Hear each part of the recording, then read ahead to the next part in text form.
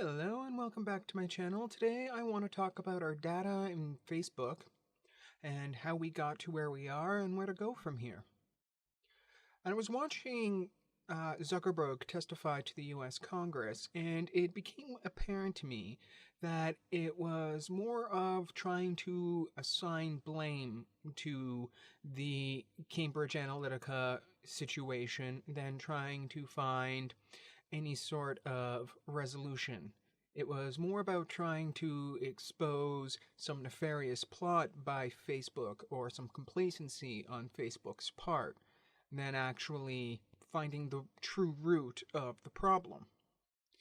Well, Facebook did play a major part in the situation, and it really comes down to their business model as a whole, their ways of generating revenue from selling advertisement space, and in their own desire to become the biggest company and gain their monopoly that they have, they ignored obvious loopholes within their own system because it was just paying them so much money. It was generating so much revenue for them. They just let it go. And they need to be held accountable for that. And there needs to be regulations that get put into place, and we need to do something about the fact that Facebook does in fact have a monopoly on social media, and companies like Twitter just can't compete with it.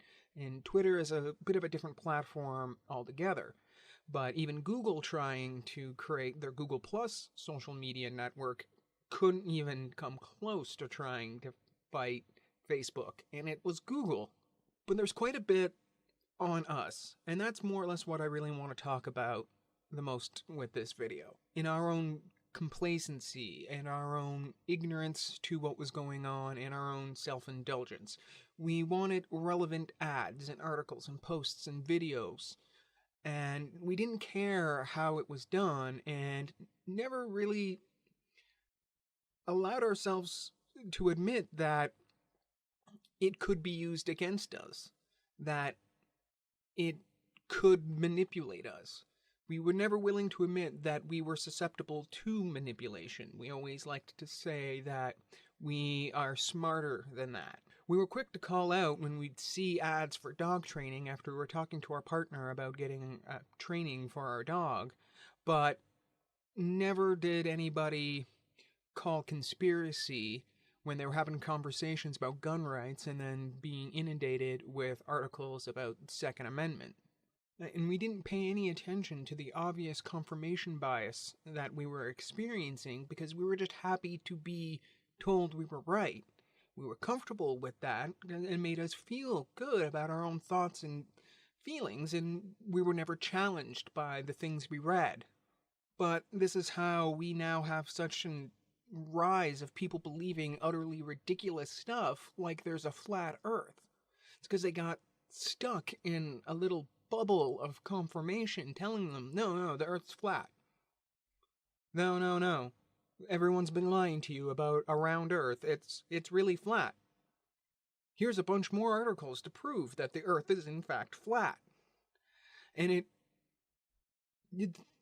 so for most of us, being rational human beings, would just dismiss that out of hand, but more subtler, more nuanced thoughts and opinions of ours getting reaffirmed and stuff that isn't as indisputable as the earth being round was able to get to us. Like during the 2016 American election, if you were pro-Hillary, that's really all you ever seen. You never seen articles that really, listed out her character flaws. And if you were pro-Trump, you were just completely inundated with pro-Trump propaganda, stuff that really made him seem like he was the savior. And then if you were pro-Bernie, you pretty much just got a bunch of stuff saying how much the other two suck. So we really need to start working on being honest with ourselves and questioning ourselves, not to the point where experiencing some existential crisis about anything and everything we've ever wondered in our life or of anything that we've ever believed in our life, but to be not so afraid of new ideas and opposing ideas. So there's a lot of questions we need to start asking.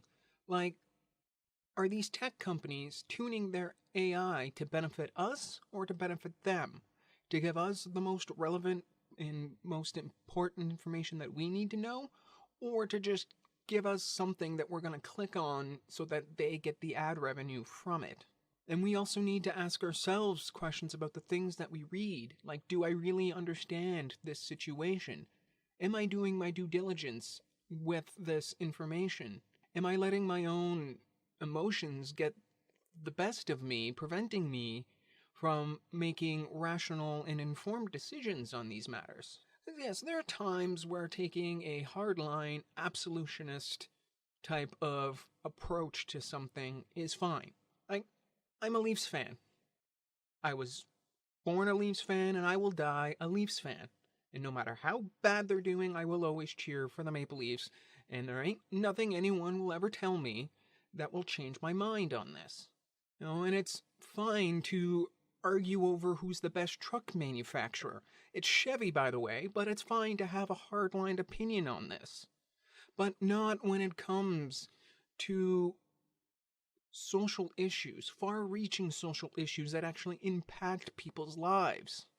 Being a feminist and blaming all the world's problems on men isn't going to get anywhere and only is going to create division and resentment. We need to start holding the tech companies accountable, and they need to really start reevaluating their business practices. But in order for that to happen, we need to be more self-aware of ourselves so that we can detect when they're doing something that's not in our best interest. So we need to educate ourselves on how this technology works.